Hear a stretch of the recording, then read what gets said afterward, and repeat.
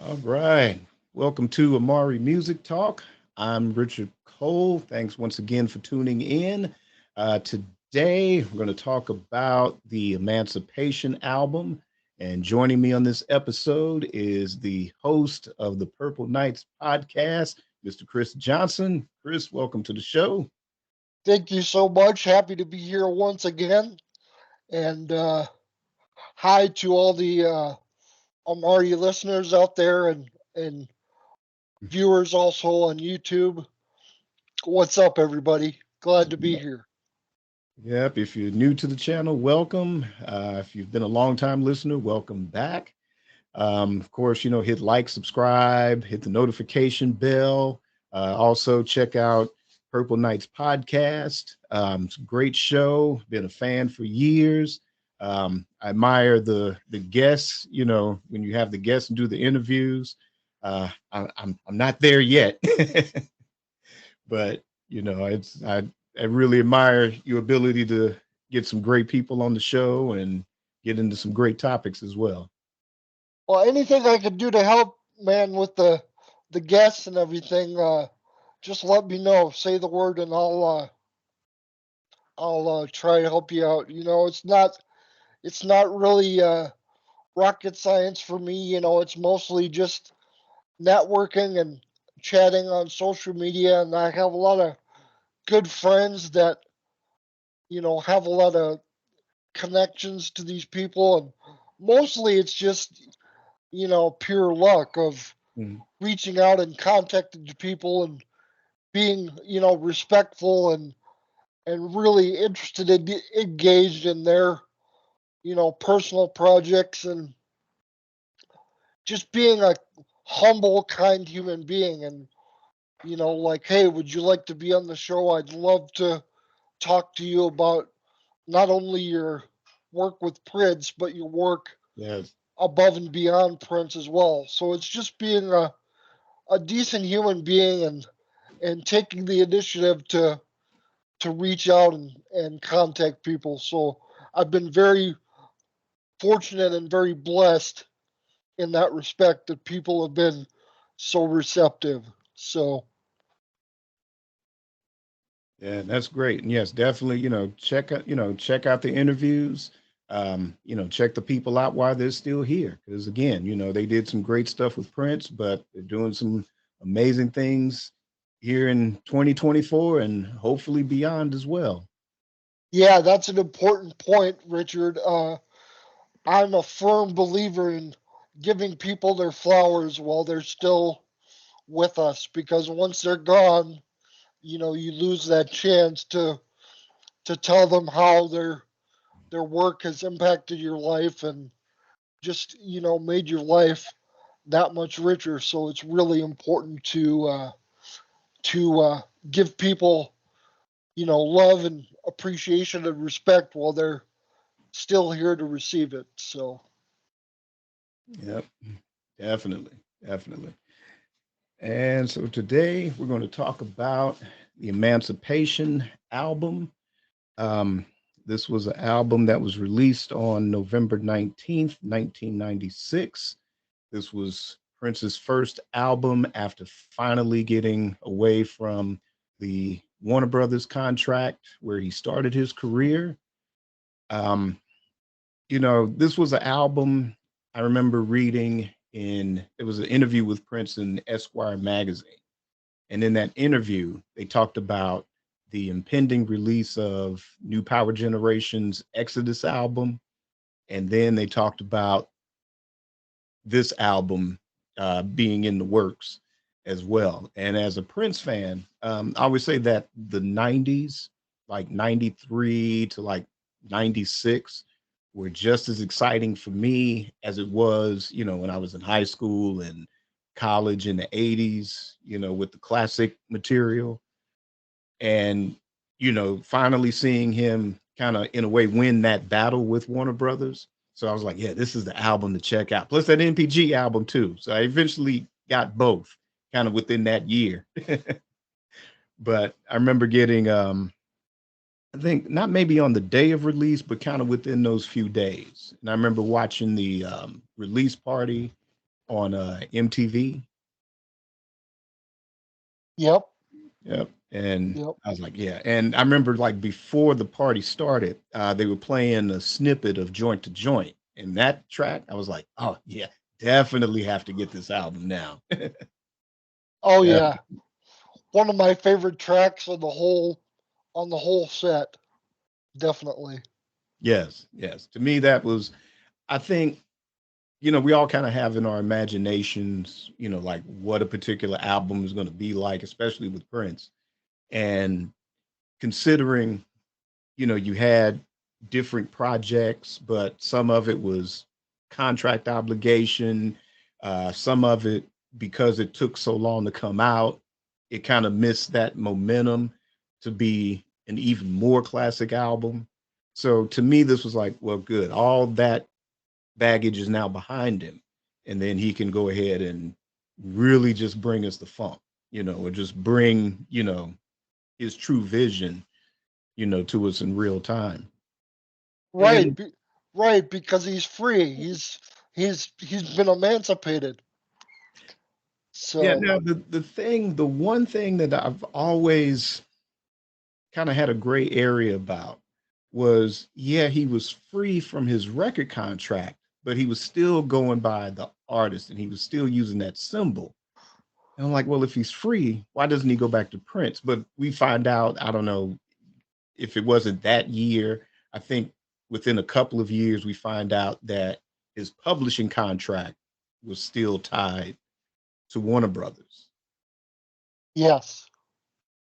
And I just wonder that, since he didn't really want to wait those extra years before putting out new material, just go ahead, put out new material and do it as still as the symbol or do it as the artist. Yeah. Where I think that had he gone back to just being Prince, I think even though this was a 3 album set, I think if the mainstream public knew, like, okay, he's Prince again, and then you got Prince on the cover, that I think it would have brought a lot more people to the table. But this wasn't a flop by any means. It did go double platinum, and it did get some good reviews as well. Um, Starting with the Los Angeles Times. And this is Lisa Gardner, and this was November 20th of 1996.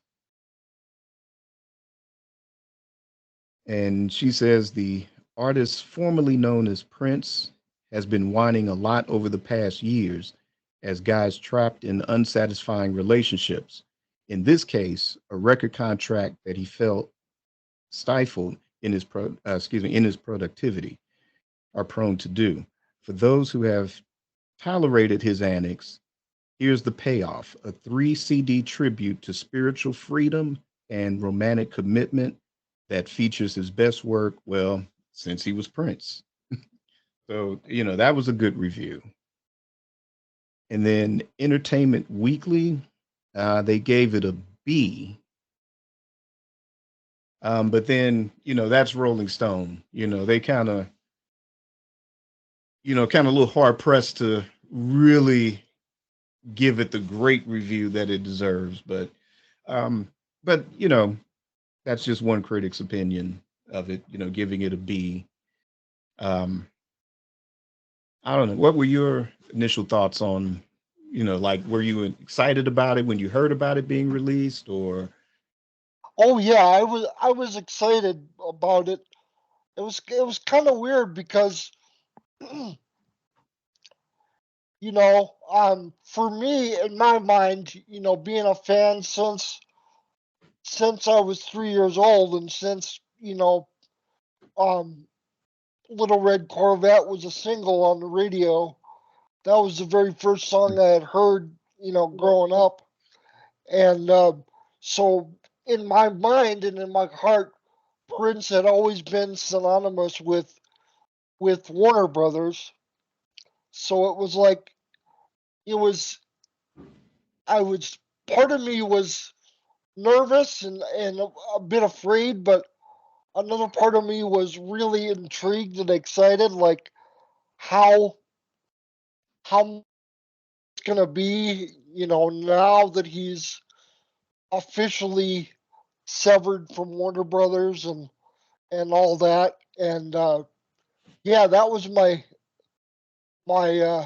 main thought process was that, you know, what is it going to be like artistically, and what does this artistic freedom entail as far as, the differences we're going to see from the Warner Brothers era in his music. And I think the main answer for me was that, well, one of the main answers for me to that question was that he finally included cover songs on his proper albums. Of course, people that have been following his career, hardcore fans, know that he peppered some covers throughout his live shows, but during the, Warner Brothers run of studio albums, um, no covers had been featured on those studio albums, and that was sort of an area of interest to me, because I thought it was kind of cool that Prince always did his own thing and was always highly original, and never did the thing of including covers on albums. And then as soon as he severs ties from Warner Brothers, he finally includes cover versions on proper albums. So that was a little, that took a little adjusting to, mentally and emotionally, but I thought it was cool. I thought his cover versions of the songs that he did do were really good, and he gave them just enough, you know, unique Prince flavor to make them interesting and sort of stand apart from the original versions by the original artists. So um, it was just a really, you know, kind of strange and exciting and fearful, and all those things jumbled up. It was that kind of a time for me. Um, but I overall, in general, I was just excited that this was a new era, pretty much a rebirth of, you know, Prince artistically and conceptually and all that. Um, yeah, it was an exciting time for sure. And in terms of promotion, what I remember the most is the appearance on Oprah. That was a big deal. I wasn't, you know, at 16 years old in '96, I wasn't a regular viewer of Oprah's show, but you could be darn sure that once Prince was announced as a guest, and they were doing a whole show to promote Emancipation, that I was all over that. So that's basically the thing that I remember the most from the promotional blitz for the album was the Oprah appearance. Um, and it was really cool to see, you know, Prince with this refreshed outlook and feeling more independent and feeling more free creatively and emotionally, and it was just really cool as someone who has always tremendously respected Prince and his artistic and spiritual journey. It was really cool and heartwarming for me to see Prince in that, frame of mind. Of course, we know in the background, there was some personal tragedy going on, but, you know, on the surface, it looked like this was a fresh new start for, the artist. And yeah, it was really really cool to experience. And to go back what you said earlier, Richard, about the 93 to 96 era, being just as exciting as the classic 80s years.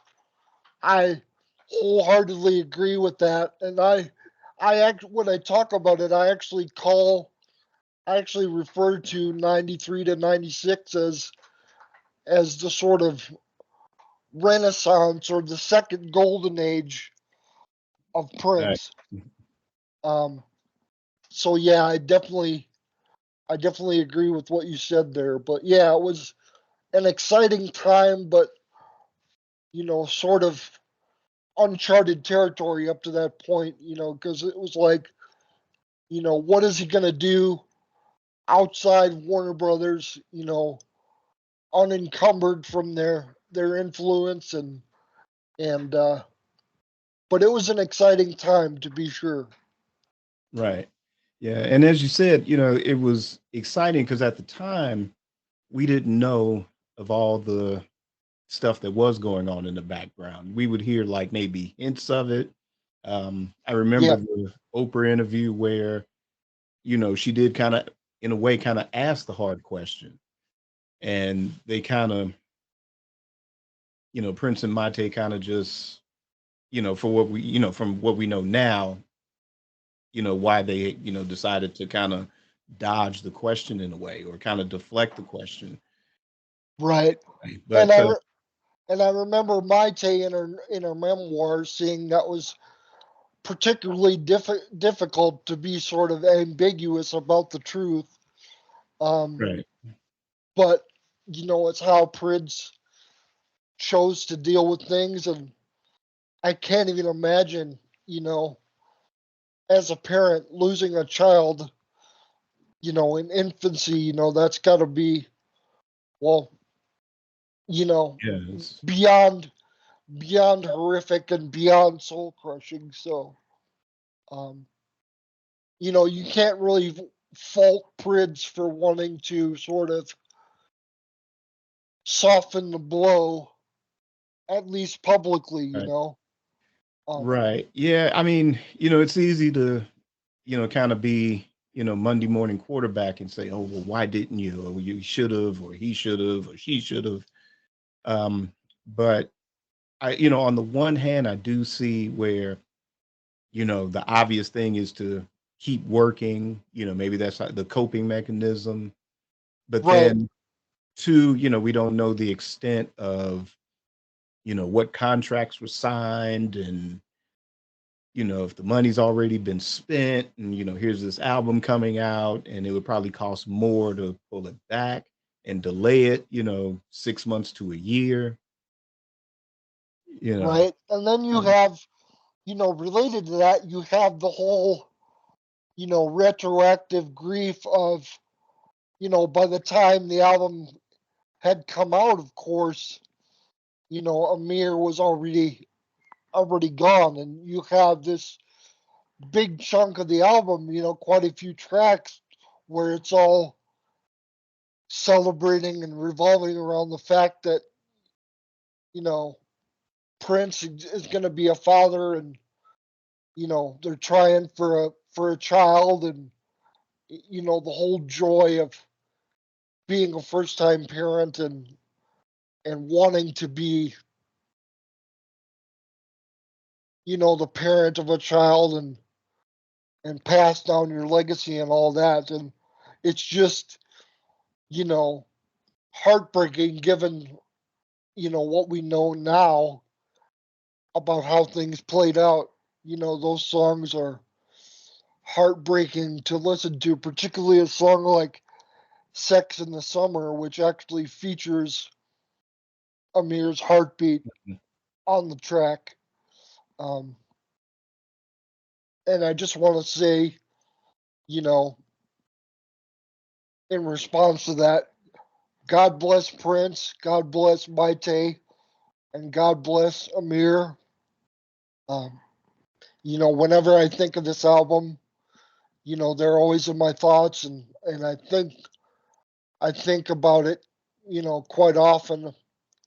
what Prince would have been like as a parent, and what how family life would have impacted his artistry and all that. But it's just, very, very devastating. And I think it had, you know, repercussions and reverberations for the rest of his life. Definitely. I mean, how could it Totally. not, right? Yeah. So, I think it really changed whatever trajectory he had intended, from that moment going forward. yes. And, especially with an album like Emancipation, like you said, the songs are so full of life, Right. whether people agree or disagree that, oh, it doesn't sound like the 80s, or it doesn't sound like this, or it's not heavy in rock, or it's not heavy in funk. There's such a joy throughout that Yes. album, and it for me, it always put me in the mind of two albums. And I think that if things turned out differently, I think Emancipation would be mentioned in the same sentence as these two. One is Stevie Wonder's Songs in the Key of Life, and the other is George Harrison's All Things Must Pass. Given Right. that, both, especially Songs in the Key of Life, because that album was designed to really cover literally every aspect of life, loss, joy, happiness, rich, poor. It covered the whole gamut of living. And Right. while, with All Things Must Pass, outside of My Sweet Lord and the title track, but it's still a, consistent album. Yeah, maybe minus one disc, but that album was still cohesive to where you had, in this case, a 3 album set that, George Harrison was outselling the Beatles at that point. Right. Right. And I think the And first to have a number one album since the breakup too. So I right. think if things had gone differently with Emancipation, if, Amir was never lost, and all the repercussions and decisions and emotions that came with that, um, I think it would have been easier to fully concentrate on promoting the record. And to me, on a personal level, where I think if he had gone back to being Prince on that album, I think it would have, like I said, still be mentioned in the same breath. It would be considered more of a classic album. But I mean, it didn't do bad on the charts. In the U.S., it went to number 11. And let's see.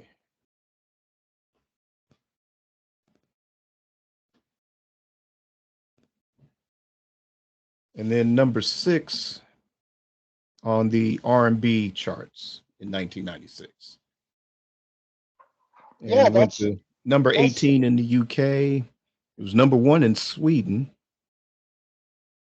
yeah, that's not bad at all. Mm-mm. Number 8 in Australia, number 9 in France. And let's see, what is that? And parts of Belgium, it was number 8 in Belgium. Hmm. So I guess I don't know if it was, minus the bag. I don't know if it was the choice of singles, because I know you said you kind of, well, you were kind of on the fence about the covers at first. You felt like the covers, worked well. Yeah. Oh Yeah. yeah. Yeah, me, I felt a little differently. Now I do think that one of us out of the 3 covers, I think one of us is the strongest. Um, Okay.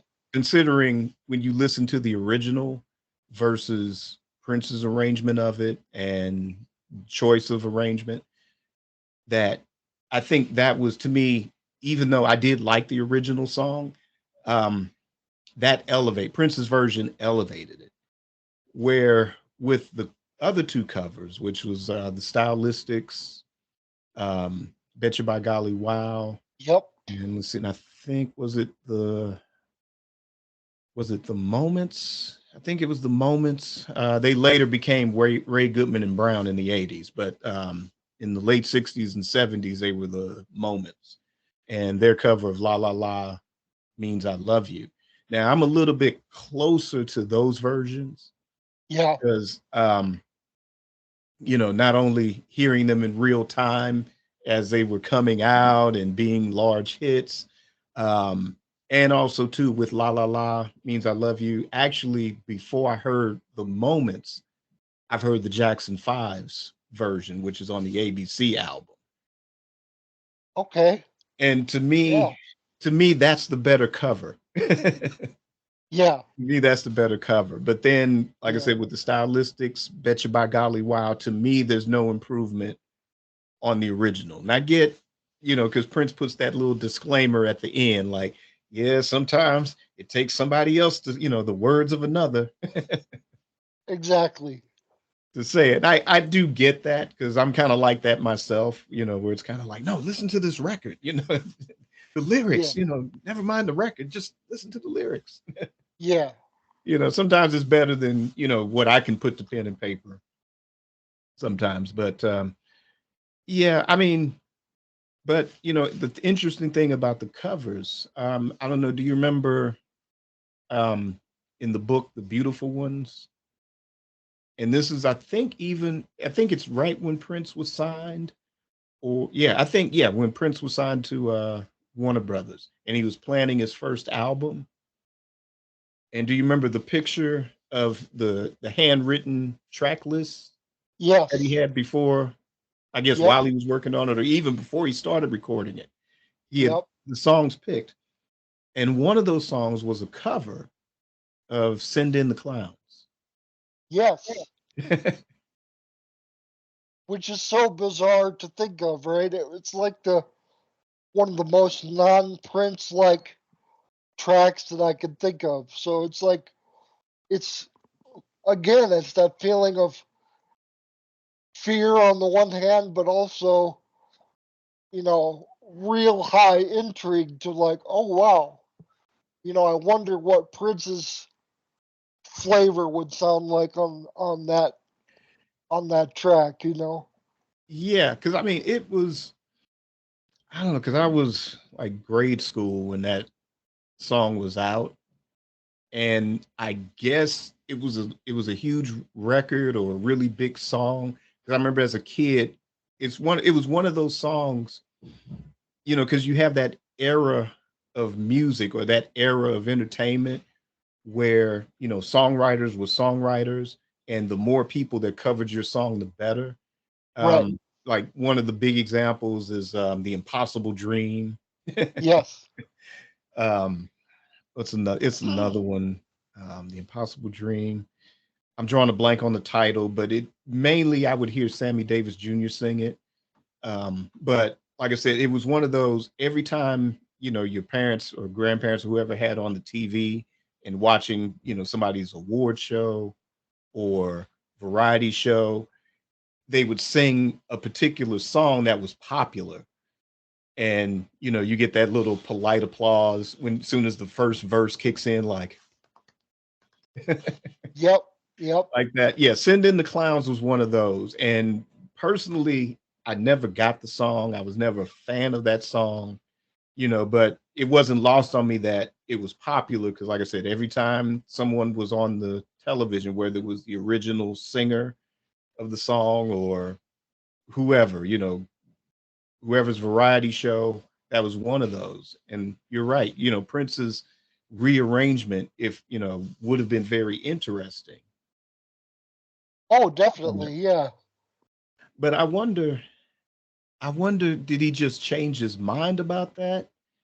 Or did the record company say, well, maybe not, and maybe that, maybe it wasn't uh, like we hear about years later with things like the Sign of the Times album and other things that Warner Brothers had to kind of put their foot down about. I don't Right. know if that was Right. kind of one of the early things and he just kind of let it go because it was the first album and he wasn't trying to rock the boat. But did it stick in the back of his mind years later and say, okay, cool. Now that I'm free, I'm going to do all the covers I want?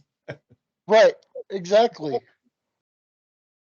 I don't know. I don't know if Yeah. anybody has any inside information about that. I don't know. Would Andre Simone know I have about no idea. I yeah, we gotta get to the bottom of that one. But I don't know. That's just my theory that I think that Prince early on wanted to do covers, but I like your explanation about it that where he is so prolific on his own, he didn't really need the covers. Right. Right. And it's different in a live setting because in a live setting, it's sort of, it's sort of in fashion to do covers in a live setting, whereas in a studio recording, it's kind of a, it's a different animal. Excuse me, it's a different animal altogether, so it's kind of, at least in Prince's case, I think it was a lot more common to include covers in the live setting than in studio. And I don't know the mindset behind that. It could very well have been the legal ramifications of royalties and all that, all the red Yeah. tape associated with that. And maybe that's where the label put its foot down and said, look, we're not paying all these royalties for covers, especially for a young artist that was already sort of, um, going outside the box in terms of performing everything himself and producing Mhm. himself at such a young age. And maybe the label thought, that was, you know, pushing the envelope enough, and they didn't want to, raise the stakes Yeah. further. Right. And that first album was over budget Right. to start with. It Right. So Right. maybe, yeah, you're right. Probably by the time it got to that track, they're like, well, look, we've already spent X amount of dollars. We can't afford to, spend any more, for publishing rights, for Right. a cover song. Right. I wonder if he ever did record that though. That's a Well, yeah, and there's other covers too that he's done that I'm really intrigued to hear. Like the one that comes to mind immediately is the Rolling Stones cover of Angie that he yeah, recorded, the Still in the Vault, you know. And I'm not the biggest Rolling Stones fan in the world.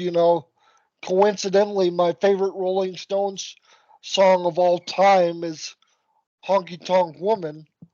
And when I found out that Prince covered it on The Undertaker, I was like mind blown because, it was like two of my favorite, two of my favorite things in the world. This awesome song from outside the Prince world coming into the Prince world. It was like a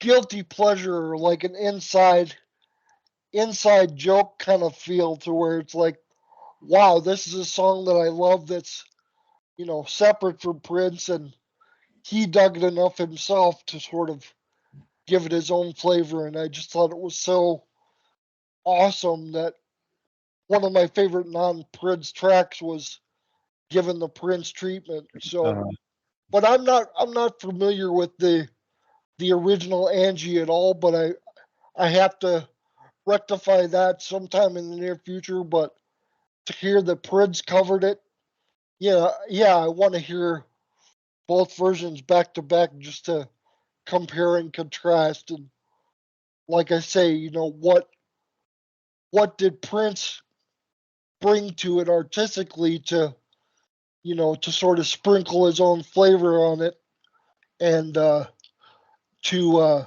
paraphrase George Clinton, pee on the track and give it its own flavor. But yeah, I'm really interested in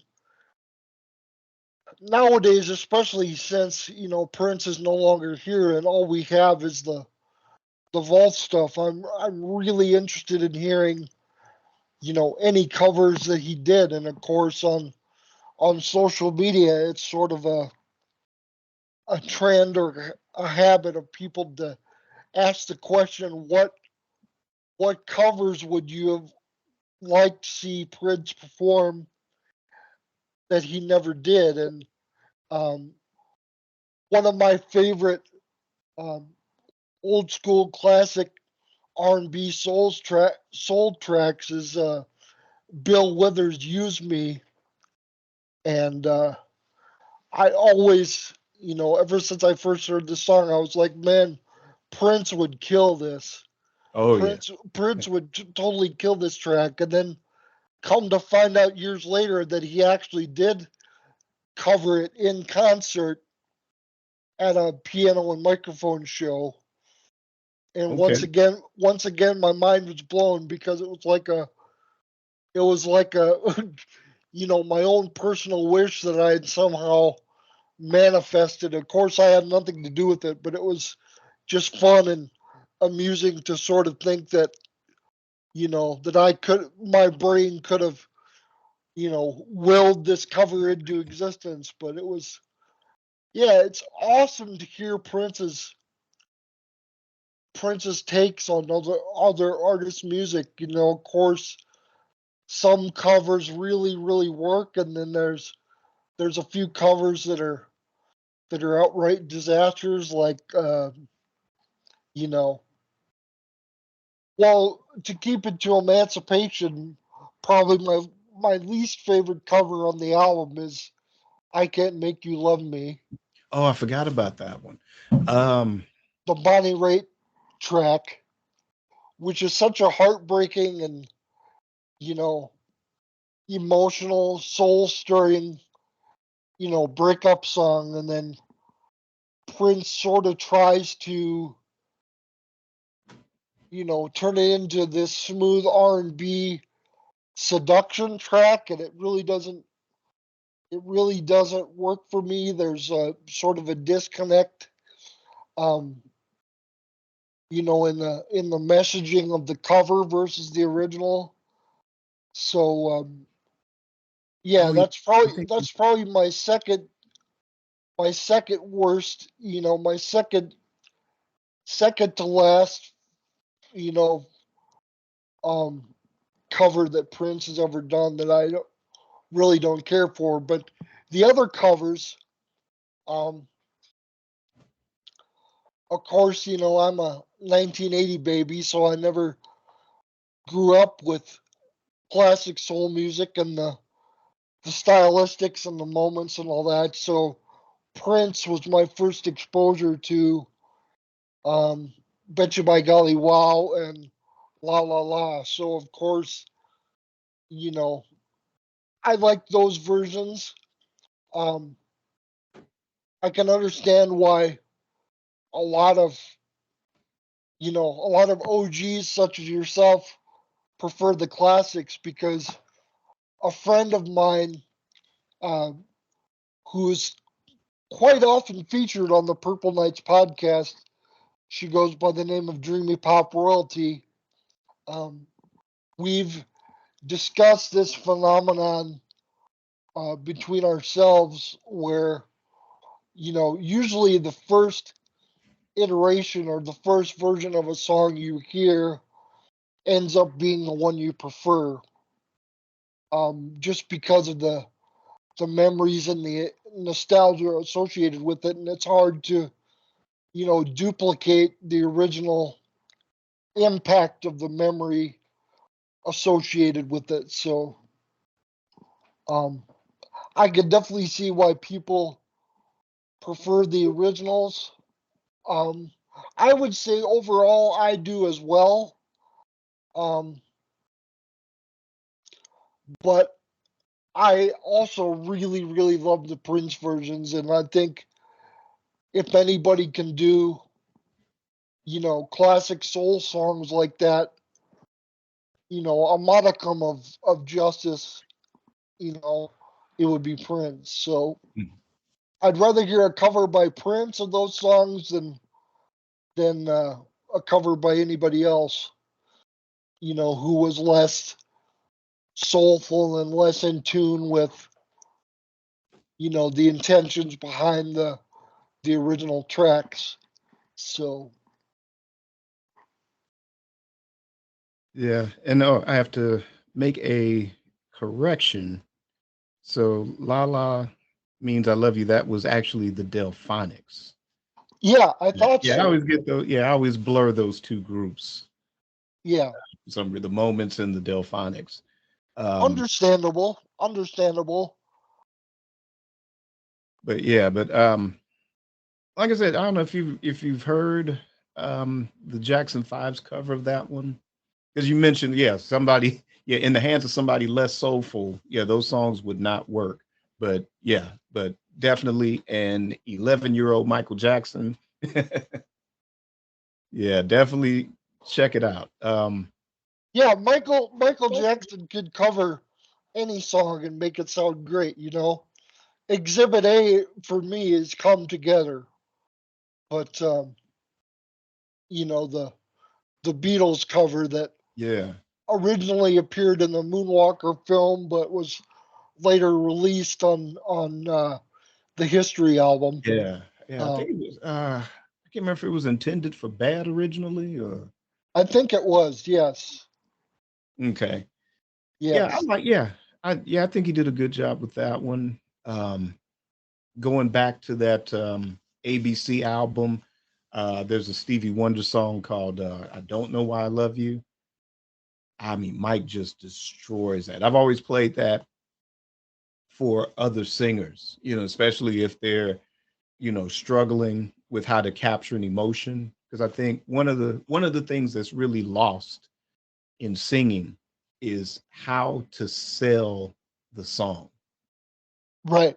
And the way Mike studied all of the singers that had come before him, whether it was Etta James or whether it was Jackie Wilson, or even somebody like Frank Sinatra or Sammy Davis, the strength, whether some of those you thought were kind of questionable in their singing, their ability to sell the emotion of the song, was always a major strength of a lot of singers in those days. And like I said, you got an 11-year-old Michael Jackson with, the especially when you listen to the lyrics of that Stevie Wonder song, it's like there's no way an 11-year-old could comprehend the meaning behind those words. And I mean, again, it's one of those, it's as good as Stevie Wonder's original version of that song is. I mean, Mike just takes it to another level, and that's just at 11, Yeah, age 11 yeah, with that. But getting back to the Prince covers, kind of just my final thought on it. To me, I think where, especially the more soulful ones, like the Delphonics cover and the Stylistics cover, to me, I think it was just the choice of production, because I yeah, think it's more the drum machines, it's more the computers. yes, Then I think if he had just had the MPG in the studio and the right. horn section and just recorded it live in studio and With the then more overdubbed his with the background more vocal. with the more organic type of feel. Right. And I mean, he Yeah, still could have, changed the note here or changed the lick there to make it his own. But I think it would have carried a lot more power as the original versions if he did use the more organic instruments. right. I agree. Yeah, but I don't know. Yeah, but one of us definitely works. Um, I can't make it. I forgot all about that song, but yeah, I kind of prefer the George Michael cover just a little bit more than the Prince cover. But when I first got the Emancipation album, I didn't mind it. It took me a while to realize that that was Bonnie Raitt's song because I never heard her version or her original Right. version of it. But after hearing hers, and then much later George Michael's version Yeah. of it, yeah, I don't mind it as much. But yeah, I agree with you with where kind of towards the end, it kind of takes the heavy meaning of the lyrics out because it kind of turns into this more seduction thing. Yeah. Yeah. Yeah.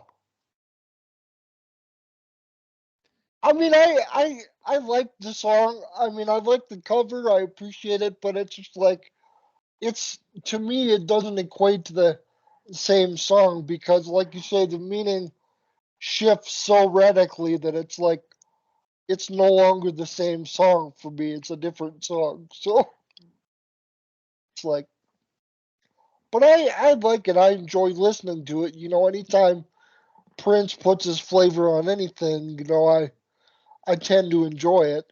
Oh And yeah. Yeah. a different story would be, a cover like "Every Day Is a Winding Road" from the Rave album, um, which I wish he'd never recorded, but that's another discussion for another show. Yep. But you have the rave into the Joy Fantastic, which doesn't have that. Yes, Yeah. yes. Thank the Lord for that. Yeah. Yeah. Again, not one of my favorite covers in it. I think where they kind of vamp at the end, where they've included just the vamp. Yeah, When they do it on the uh, Raven to the year 2000, where they yeah. kind of slip it in as a little snippet in the live show, Oh, yeah. because it's mixed in with one of the Sly and the Family Stone songs, I think, or one of Larry Graham's solo songs. They kind of slip that version in Yep, yep. to it, and I hmm think it works better in that context Oh, yeah. than Much it does better. on the cover. Much better, I would say. Yeah. Which kind of goes back to my point about covers being more of a natural fit in a live setting as opposed to a studio setting. Um, but Yeah, because I mean that's before pre Chuck Berry, pre Buddy Holly, pre whatever the Brill, well, kind of songwriting was more like the Brill Building. Built the the losing my words. The Brill Building is kind of more of the rock and roll equivalent to the Tin Pan Alley, where you just yeah, had guys in offices and they would just crank out songs. And the yeah, more people you got to sing the songs, then the more money you made as the songwriter in right, that case. So yeah, right. but as records were kind of becoming the main medium, yeah, that was the thing. You got singers to go all over the country, all over the world, singing those songs. Right. And the thing was, it wasn't so much as records in those days, it was sheet music. So if you had an Yep. entertainer or artist going all over the world singing those songs, then instead of buying records, then people would go out and buy the sheet music because some, or maybe not all homes, but there were enough homes that would have a piano Right. in it. Or Which you had would a maybe a saloon or a bar or something, and if you had a piano player, then they would buy the sheet music and do renditions of those songs like that. yeah, But yeah, which would factor more into the publishing and licensing aspect of it than yeah. yeah, it's just yeah, when records became the norm, then that just changed the game altogether. And then fast forward 50, no, let's see, 30, 40, 50, maybe 30 some odd years, if you weren't a jazz musician or blues musician writing your own stuff in terms of pop music, then that's where we, like I said, our Little Richards, Chuck Berry's, Buddy Holly's, and then later your Lennon McCartney's, Curtis Mayfield's, Bob Dylan's, Yep. really changing the game and making the music more personal. So now Right. you didn't need 50 people to go out and sing your song. This is, your voice, your vision, your feelings, and Right. communicating those to your fan base. Right. Right. Exactly. I mean, I agree. Um, Nowadays in today's musical climate, the covers you see are always, they're less so straightforward covers than drastic reinterpretations, whether Mm. sonically or thematically or whatever. Um, but yeah, it's interesting. And, I think I think this is a relevant, topic to discuss in terms of the artistic importance and impact of the Emancipation album because, like I said, this was the first time that Prince was sort of openly including cover versions in his studio work. Mhm.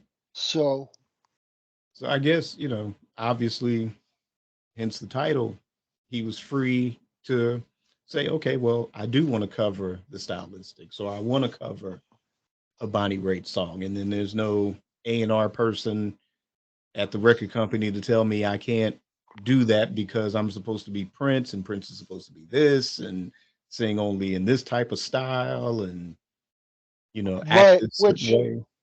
which we'll probably touch on this later, but your that statement right there made me think of Jill Jones' uh, post about the Broadway musical and her point to where they're trying to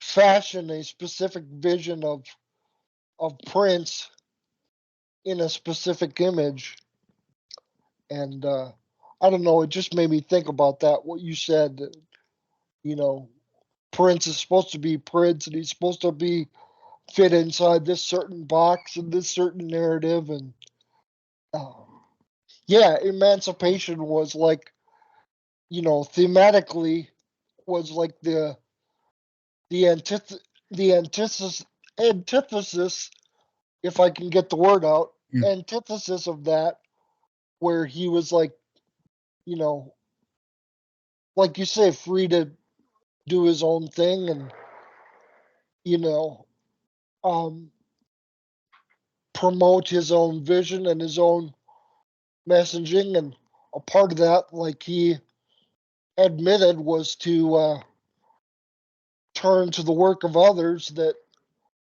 communicated it in an effective way, to where he could use that to sort of not only pay homage to the original work, but Mhm. use it in place of something that was said better than he could have said it himself. So, um, Yeah, yeah. I look at it, yeah, like with the older covers.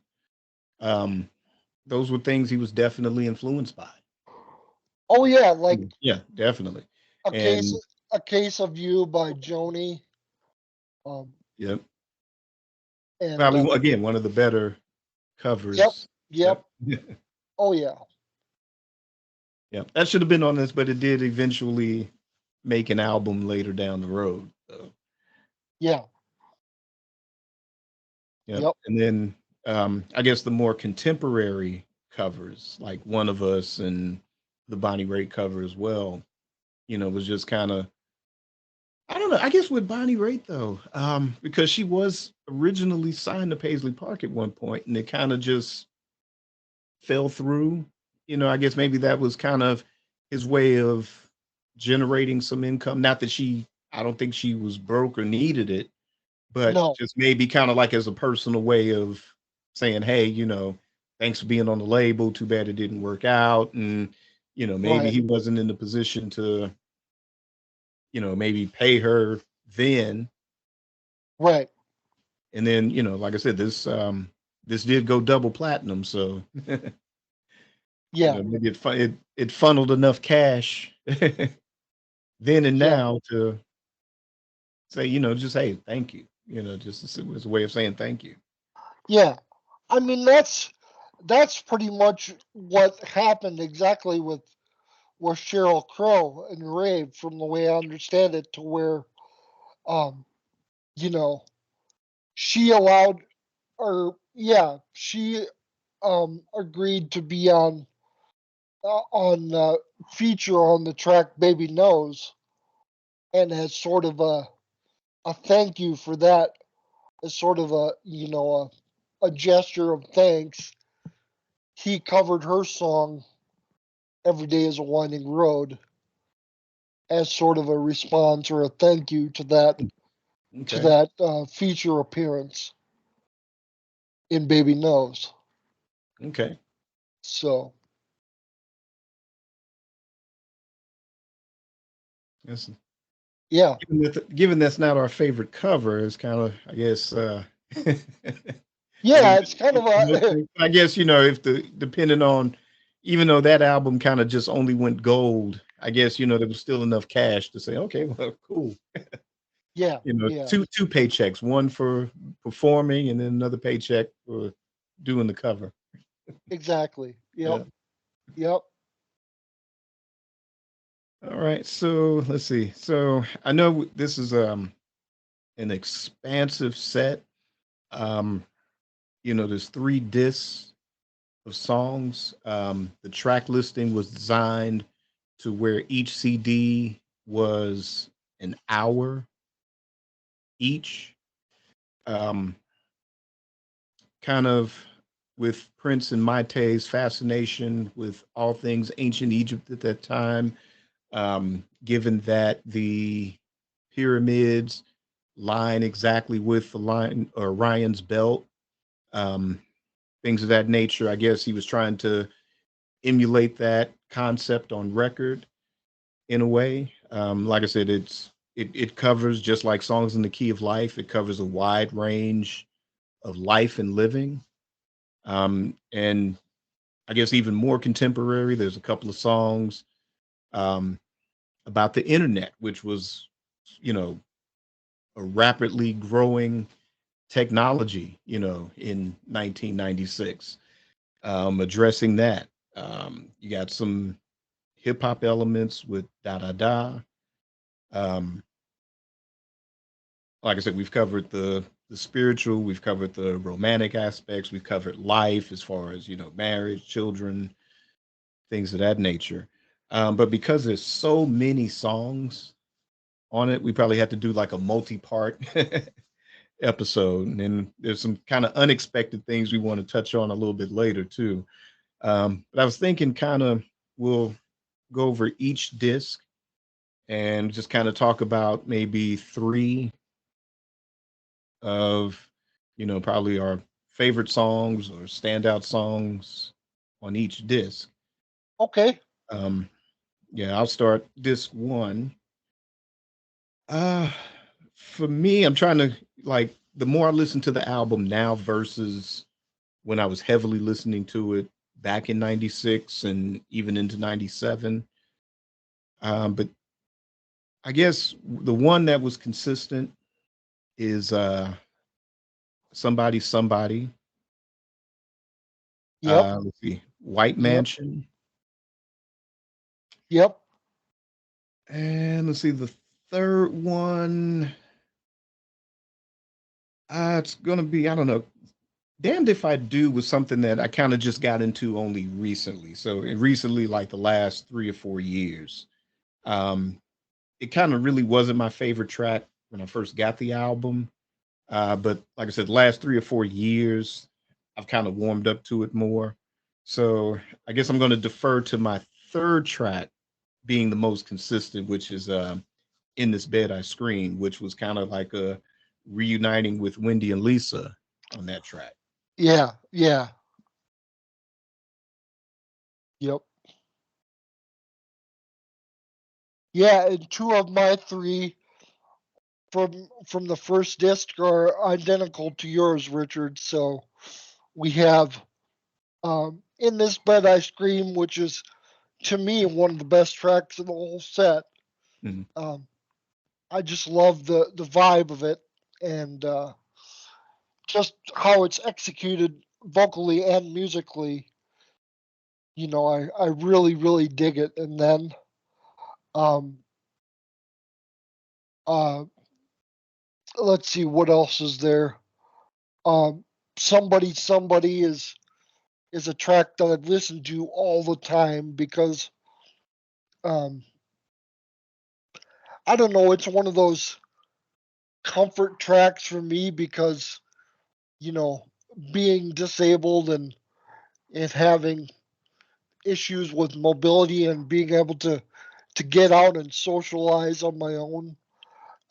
It sort of speaks to that loneliness in a person's life to where they're just wanting that companionship and somebody to lean on. So that song has always really um, spoken to me lyrically and thematically, not to mention musically. And the live studio take I know is a particular favorite of a lot of hardcore fans who are aware of it, but I love the album Mhm. version just as much. And it's a song that I listen.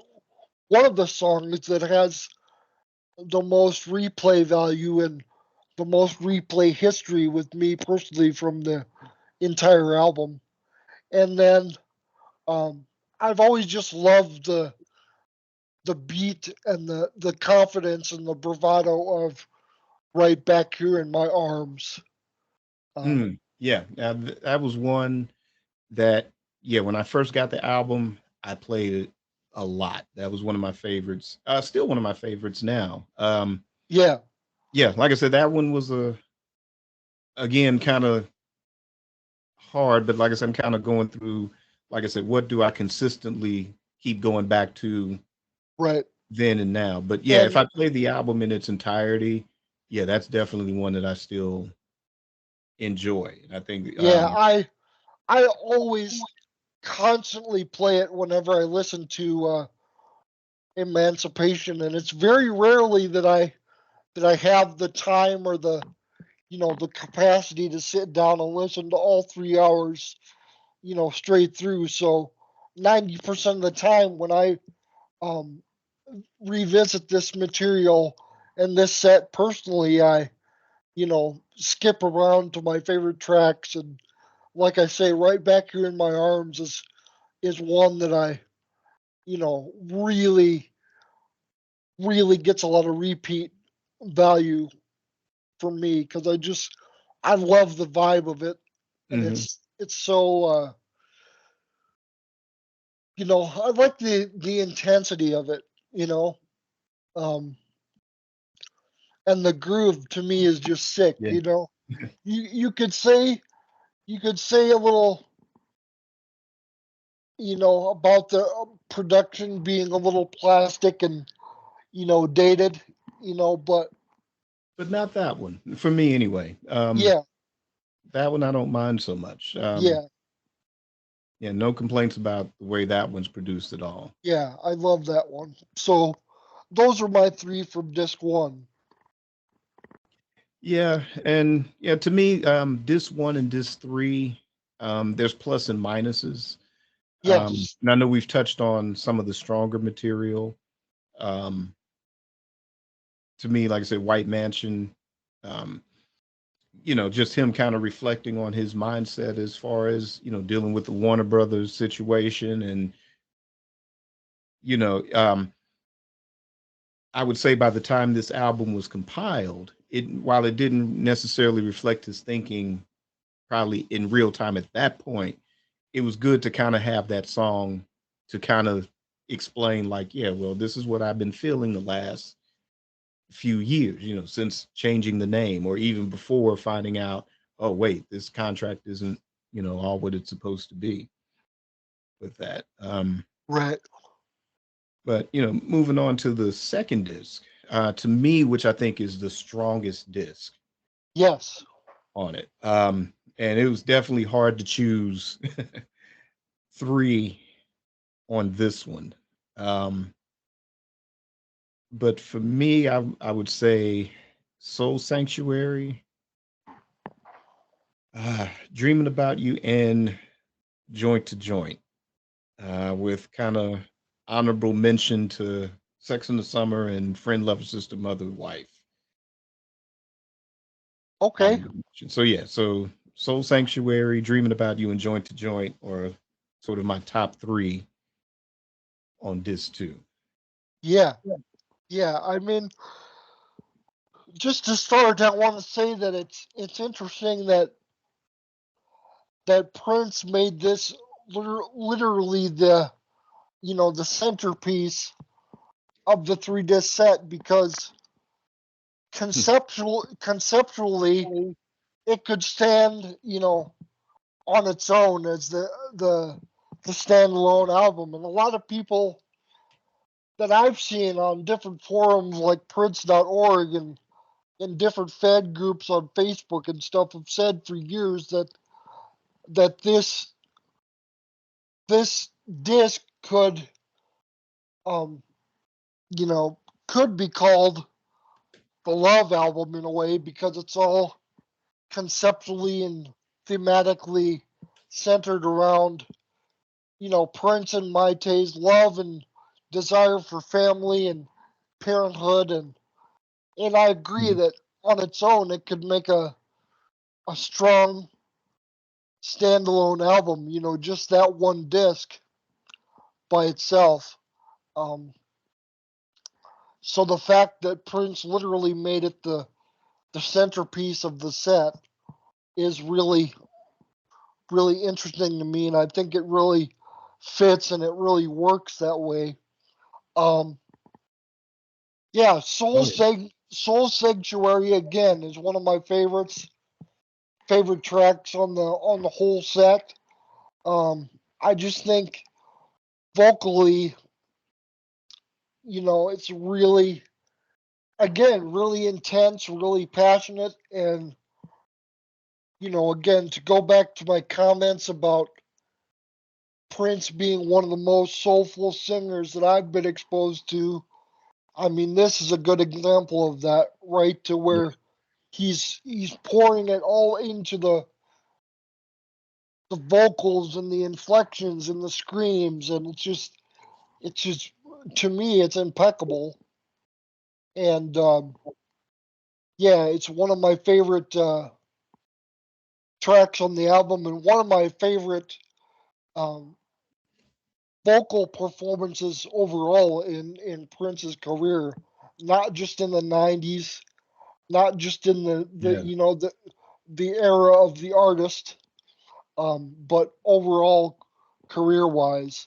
And then I would say Joint to Joint, just because it's so epic, and it's one of those songs that's sort of lends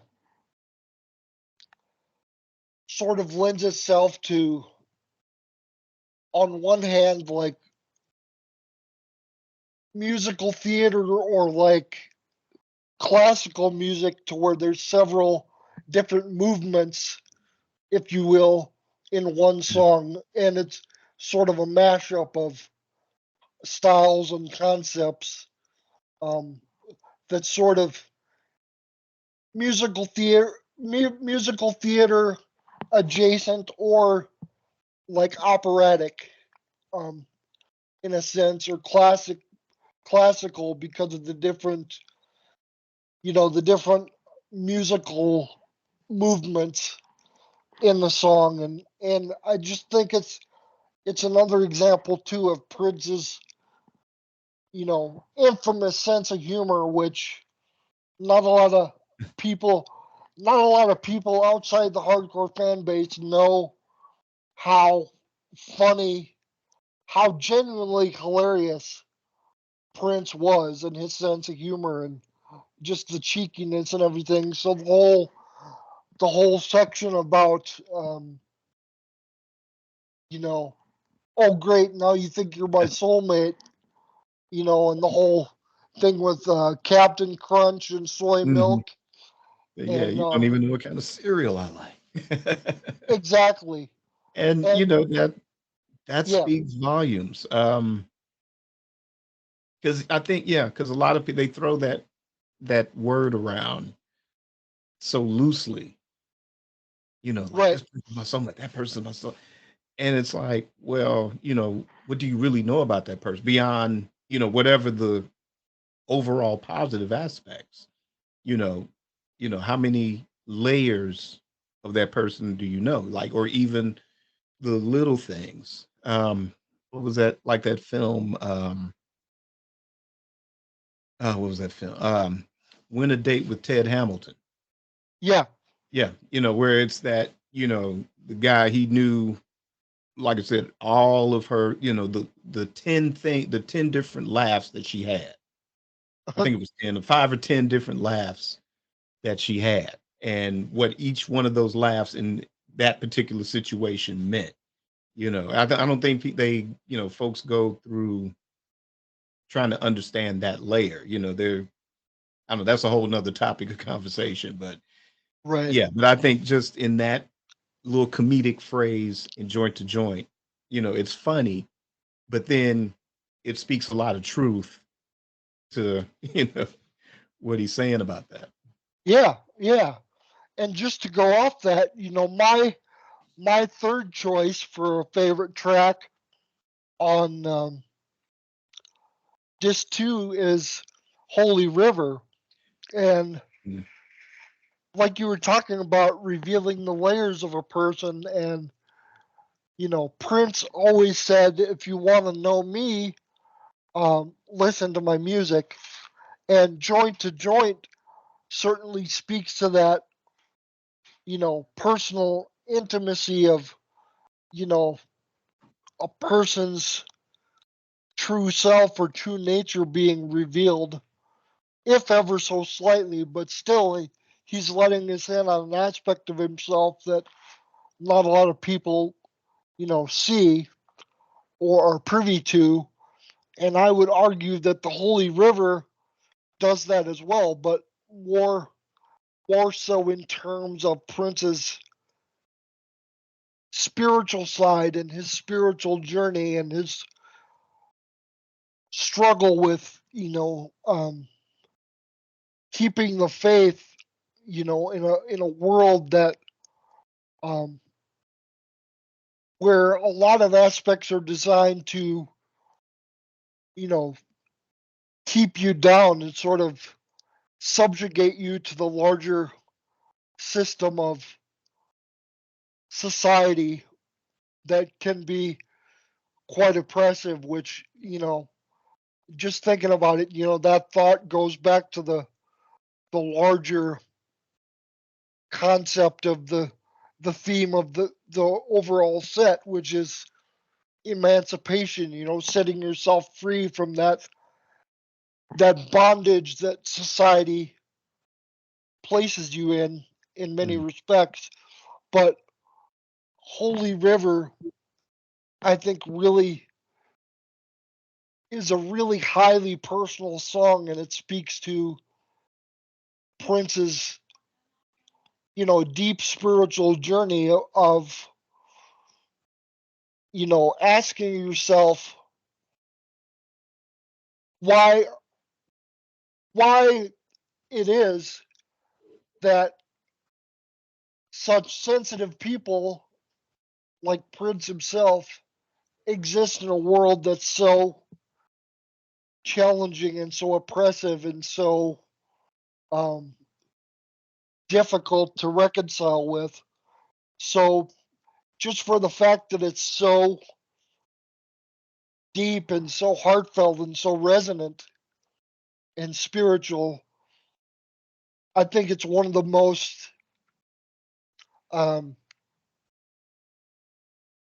it's one of the most intimate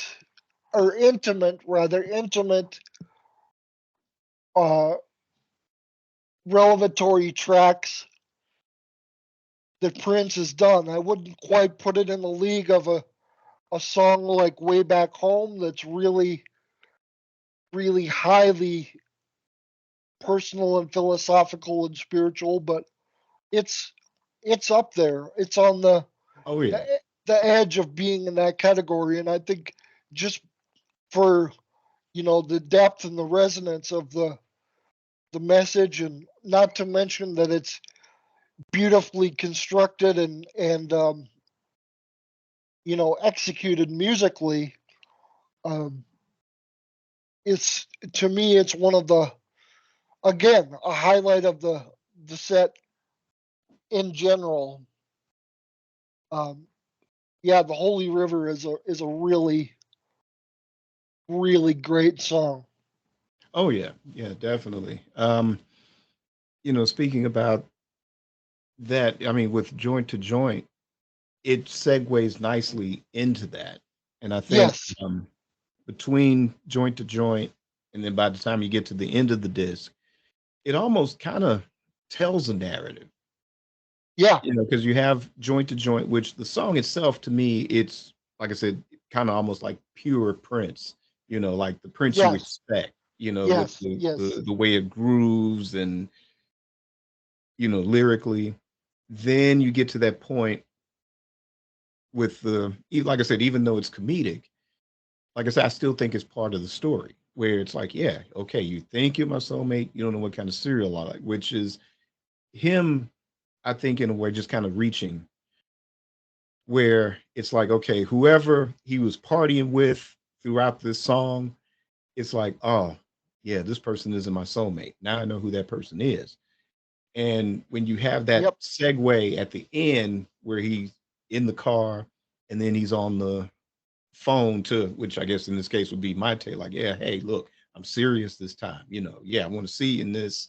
And then it segues into the Holy River, which a lot of those lyrics, yeah, it kind of picks up from that conversation, or it's that actual conversation.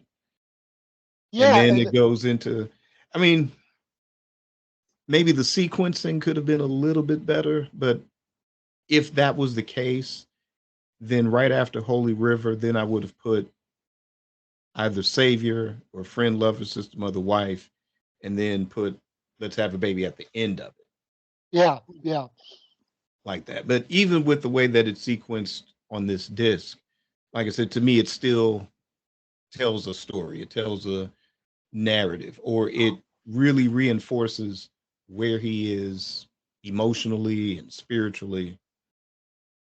oh, for sure. And those two tracks sequence back to back, it's really interesting. What really um, grabs my attention is that it speaks to Prince's nature as a whole throughout his life, and like you say, you were citing this album or this set as one of those in the example of where it's a broad, expansive, slice of life that covers so many aspects, and the sequencing of joint to joint is kind of, and into the Holy River is kind of like a microcosm of Prince's own um, duality. And I mean to say that, joint to joint is a real, you know, sexually charged um, song, right? And then you have going into the Holy River, you have that relief and that juxtaposition of spirituality and sort of easiness and smoothness as opposed to the hard, rough Mhm.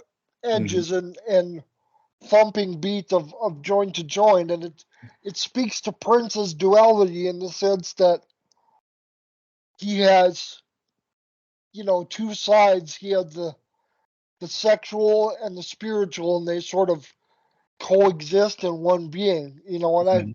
I believe in my heart and mind that's what the symbol, the unpronounceable symbol represents, is the union of the spiritual and the sexual in one in one being, and sort of the duality of the human existence, and the fact that we're sacred creatures, but we're also profane at the same time. So the like I say, the juxtaposition and the contrast of having Holy River, or joint to joint segue into Holy River, is sort of a microcosm, and or a distillation of Prince's nature as a person, where he's equal sides of spiritual and sexual, and I love that. Oh yeah, yeah, and given with that theme of ancient Egypt, even Yes, on a higher plane, that duality in general, or the nature of, I don't know, whatever you want to call it God or the creator, right, its essence is so balanced right, that it's at peace. It's right. not extremely good, it's not extremely evil. It's in perfect harmony and in perfect balance, to where in that particular state it's just peaceful. And a big aspect of freedom, a big aspect of feeling free and embracing freedom is achieving balance and peace, right? Yep. So it goes back to the larger idea of emancipation. Feeling emancipation is feeling balanced and feeling free. So there Yep. you go. Yep. Exactly. And that in a way carries me over to the third disc, um, with my top three. And my first one, again, this was a song kind of like in the last 3 or 4 years, I've really taken more notice of than when I first got the album. To me, at the time, disc three was kind of the weaker one, but now I've kind of changed on that. Again, both disc one and three kind of have its strengths and weaknesses to it. But what I've come to appreciate about this song, to me, it is definitely one of the strongest on the disc, and that's New World, and that's number one. Uh, Number two, like I said, there's some tough choices. Um, Face Down was one, but I like the live version of that better. It hits harder, it means more with the live version. Um, but I would say probably number two would be My Computer. Hmm. Number three would be The Love We Make.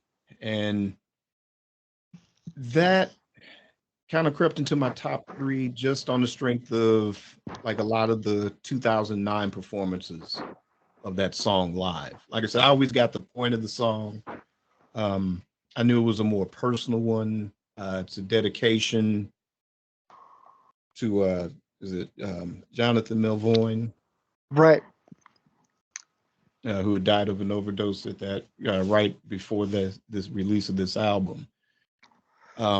But when you hear the live versions from like 2009 or so, it takes more of a universal meaning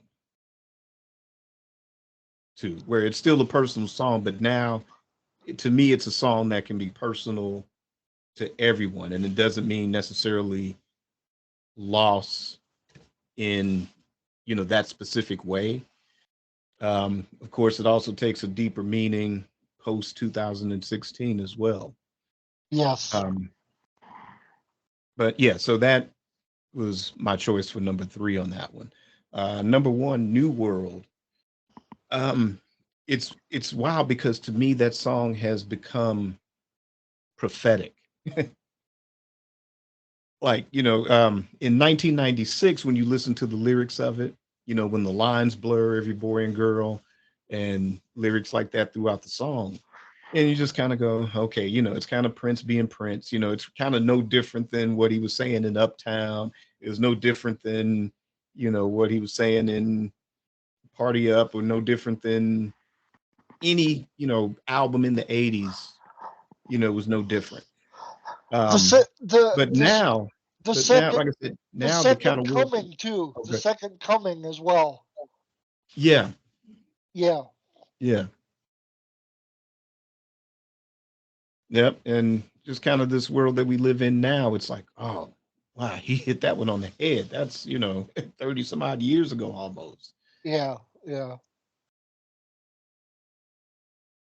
Yeah. It's just amazing to me, like how far ahead, um,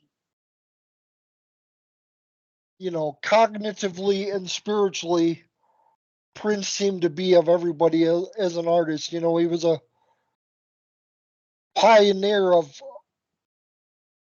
the internet, Yeah, and like you say, he was so prophetic in a lot of his music that it's just mind blowing to look back now in retrospect. Like he saw things coming miles ahead of everybody else, and it's so awe inspiring to me and just so cool. Like, yeah, Prince was, like I say, so far ahead of everybody, and it's like, wow. yeah. Um, And it's kind of sad in a way that, like, the image, just throughout his career, the image seemed to just get in the way of us kind of either realizing, or even a lot of cases appreciating, just how much of a deep thinker that he was, or oh yeah, yeah, yeah, how, well read, you know. yeah. Um, much is made about the Jehovah Witness stuff, but there were books on metaphysics, there's Afrocentric books, there's all kind of different, books on a wide range of subjects, historically, politically, spiritually. Um, Oh yeah. that My even though some songs may have come across as a bit naive, um, but there are others where, to me, either he hits it on the head, or I think as he got older, was able to kind of convey things in a way that let you know that in between the lines, it's like, yeah, he's aware of a whole lot that a lot of us, we would have to kind of just stop our daily routine and take time and kind of maybe read some of the books that he read, or, right, looked into some of the things ourselves to kind of make up our own minds as to what's happening.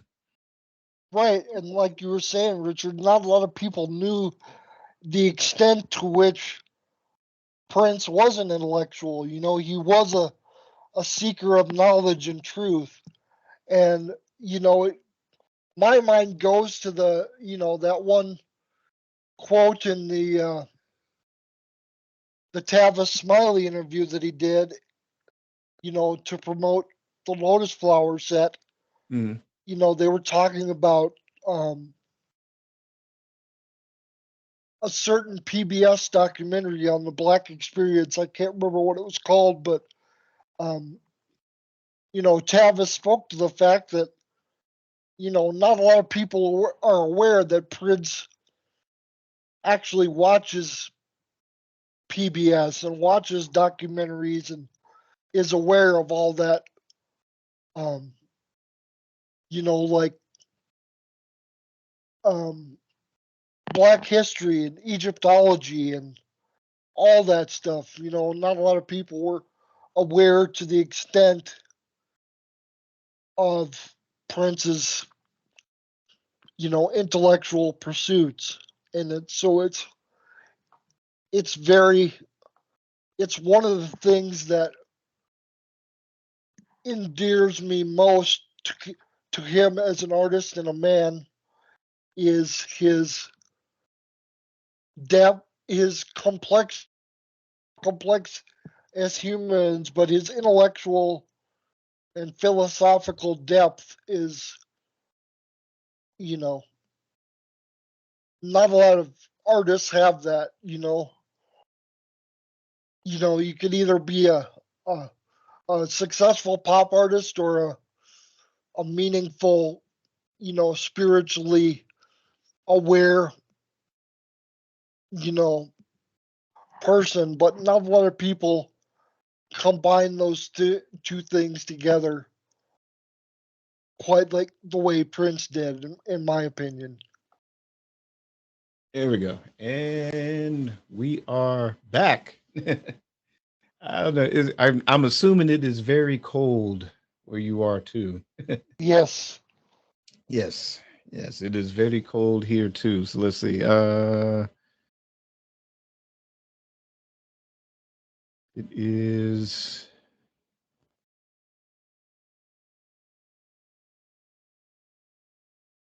yeah, it's so cold. The weather up there we go. 3 degrees. It's a heat wave out there. Yeah, we were below zero this morning. Yep. Well Us below too. this morning. But Yep. yeah, it started Friday for us, with the wind and the cold and a little bit of snow, and we had to get Yep. our internet worked on yesterday. Yep. Had to have the guy come out and fix some stuff outside. Yeah, I got an email a few days ago from my internet provider. It was I believe it was on Friday that, you know, there could be some technical difficulties as a result of the weather. So, oh, did you freeze up again?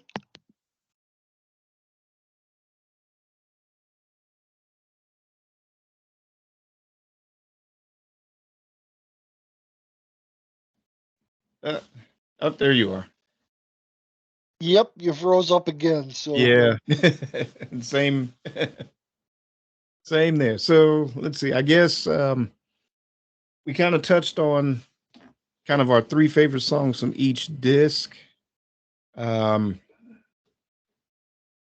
like I said, yeah, and what did I get through all mine? I can name mine quick. oh yeah, let's see. Go ahead. Yeah, yeah. Uh, I would pick Face Down. Okay. First of all, I love both the studio and the live versions.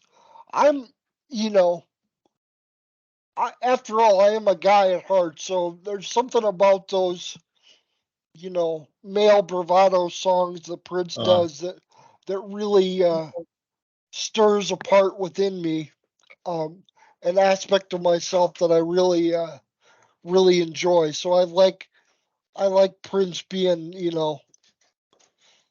tough and aggressive like that. yeah, So, just, um, they're just bringing it. yeah, exactly. Bring in the heat, bring in the fire. You don't want all that smoke, as they say. So, um, yeah. So I love that one, and then I can't decide whether to choose for my second one. I can't decide whether to choose My Computer or the title track Emancipation, because both I like both really well. I actually Yeah. prefer the demo version of Emancipation better, with slightly different production and instrumentation.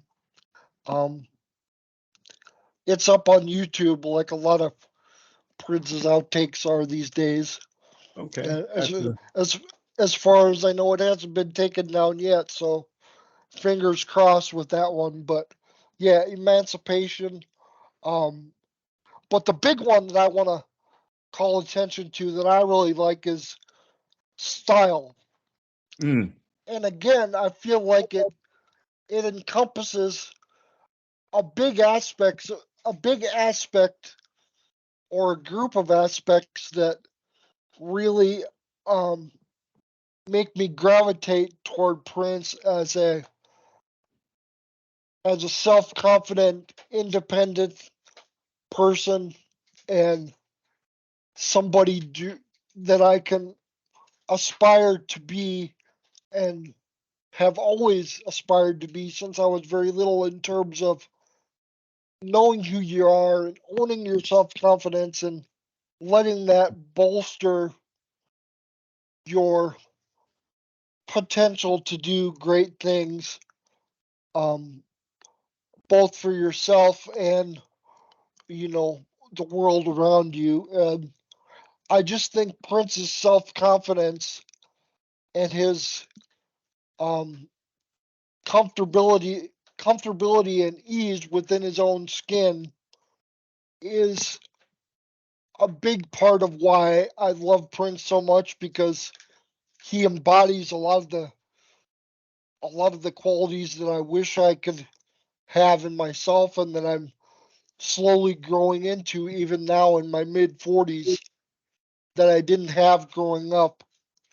Mainly the self-confidence and and all that. But I just think it shows insight into sort of who Prince is at a mental and emotional level, and how his brain and his self-perception sort of operates, and how he's able to channel that self-confidence and that drive into success.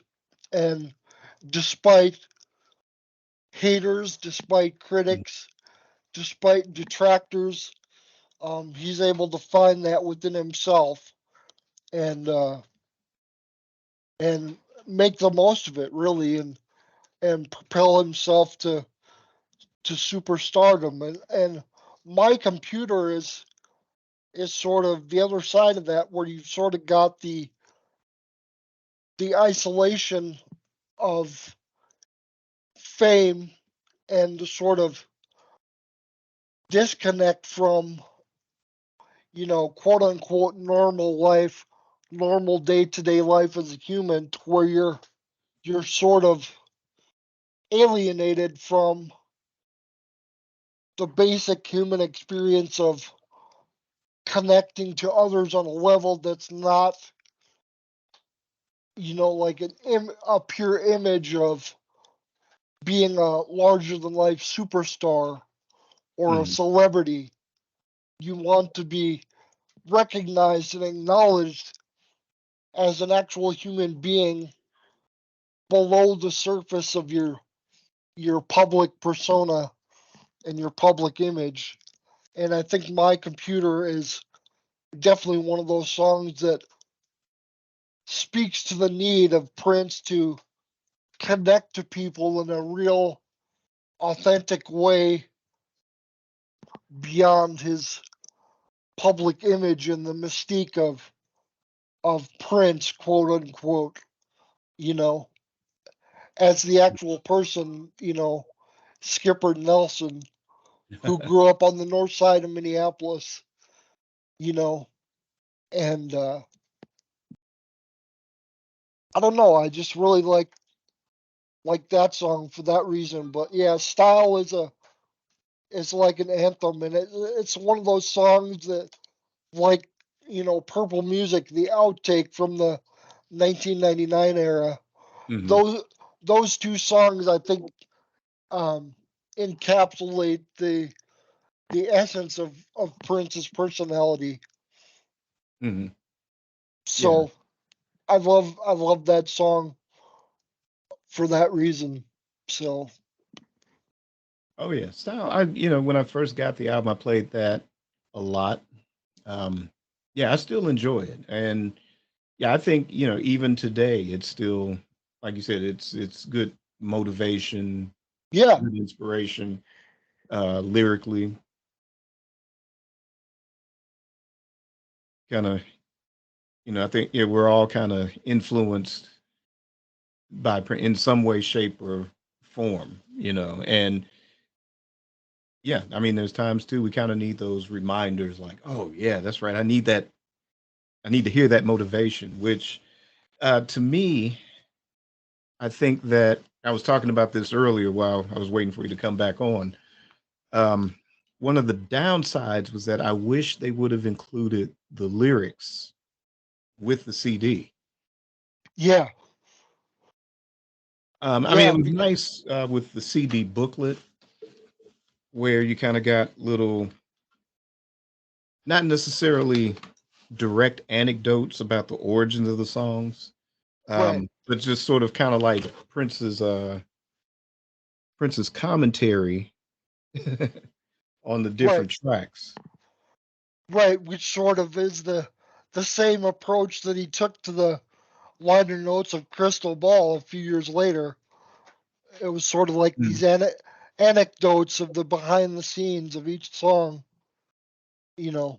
So it was a similar approach in Yeah, I that. like that, and similar to Emancipation because it was such a expansive set. Right. In that particular case, instead of selling a book of lyrics, you had to go on a Crystal Ball website Yep. to get the lyrics. Which is still active, by the way. Yeah, It's still accessible. So which is interesting. I wonder. I don't know. I don't know all the ins and outs about the internet, but the way I pay for a domain name, I wonder if the dynamics were different. yeah, that's a good question. Yeah, for that to still run, or did somebody just kind of pick that up and archive it in a way to where it could just continuously run? I don't know. Good question. Some- Any coders out there, programmers, you can comment and let us know how that's done. Yeah, yeah. Let us know. Definitely. Yeah. But yeah, I would, hopefully if they do some kind of reissue, I don't see it as, I don't know how you could do a box set for this one. Um, my thing is what I would like to see as opposed to a box set for this, a box set for Come, a box set for the Gold Experience. Just do a set that would have those sessions because there's a lot of overlap, a lot of tracks that were intended for one album but ended up on another, or Right. one Right. or ended up on an album 2 or 3 years down the line. And, there's so much overlap, even with Emancipation, some of those tracks. That I think the best way to represent that period would be just to have a multi-disc box set of everything from that era. And Right. then in this particular case, yeah, just reissue the original albums, remastered. Right. Yeah. Yeah. I don't know, Chris. I like that approach. Yeah, Okay. because I think that I, if if if the estate was to do a super deluxe edition of Emancipation, it would be, massive and probably, you know, more than likely, the price point would be astronomical. Yeah, it'd be the complete Rolling Thunder tour. Right, exactly. Like, Yeah, I don't know, what was that, like 10 CDs, I think, maybe more than that.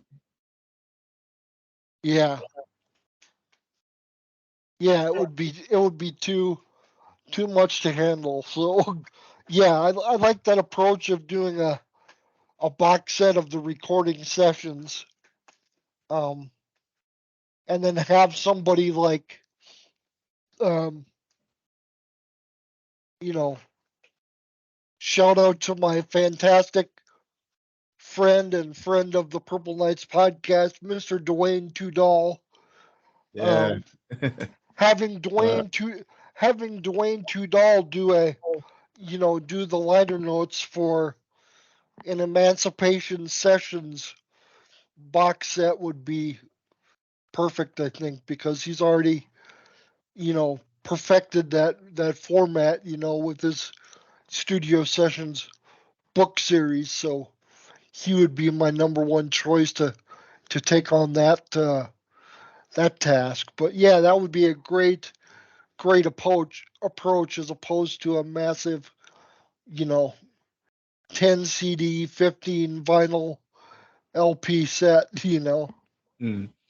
Yeah, I was gonna say, I think doesn't he have an official title with the estate now? I know I don't think he's like the main archivist, but as far as being in that position with the research that he's done, for the last few decades, um, Yeah, I think he's like kind an of like, assistant archivist or you know, historian basically. yeah, they kind of, I think, kind of like their own. He's kind of like their own Mark Lewison, I think. Yes, Yeah, yes, which is yes, good. That's yes. Very good. good. Which I guess is now the perfect segue to wrap up this episode. um, we've been planning Emancipation for quite a while to do this episode. So originally we were going to record it, I think, like couple of weeks ago. Um, Yeah. but it's ironic that the timing of the recording of this episode. What we'll do is probably end up breaking this into two parts. So we'll have Okay. the Emancipation album. That'll be one segment, and then this segment. Um, I hope it helps. Yeah. Put some of our listeners at ease, or Yeah. gives another. Oh, and by the way, I wanted to let everybody know you can find the Purple Knights podcast on YouTube, Spotify, and Apple Podcasts.